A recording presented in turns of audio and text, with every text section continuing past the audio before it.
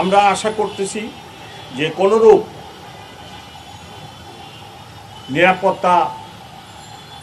নিরাপত্তার আশঙ্কা নেই এবং গত 7 দিন বা 10 দিন যাবৎ যে নিরাপত্তা ব্যবস্থা ছিল ভালো ছিল, আগামীকালও ভালো থাকবে এবং আগামীকালের পরে 10 তারিখেও কোনো সমস্যা হবে না। আমাদের নিরাপত্তা ব্যবস্থা 10 তারিখ সন্ধ্যা 6টা পর্যন্ত বহাল থাকবে। যদি প্রয়োজন হয় এই সময় আমি আরও বৃদ্ধি করব। 1 মাস যাবৎ সমন্বয় করে এই নিরাপত্তা ব্যবস্থা গ্রহণ করা হয়েছে এবং ওনাদেরকে আমরা সবসময় পুলিশি কার্যক্রম অবহিত করে রাখছি। ঢাকা মেট্রোপলিটন পুলিশের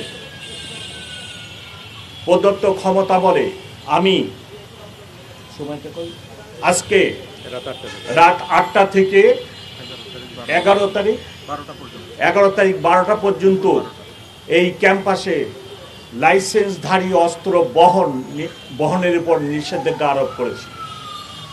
আজকে রাত 8টা থেকে 11 তারিখ দুপুর 12টা পর্যন্ত যিনাদের লাইসেন্সধারী অস্ত্র আছে ওনারা এটি ক্যারি করতে পারবেন না। এই নিষেধাজ্ঞা আমি ঢাকা মেট্রোপলিটন পুলিশ অর্ডিন্যান্সে যে ক্ষমতা প্রদত্ত আছে আমার উপরে, যে অর্পিত দায়িত্ব আছে সেই দায়িত্ব বলে প্রদান করলাম।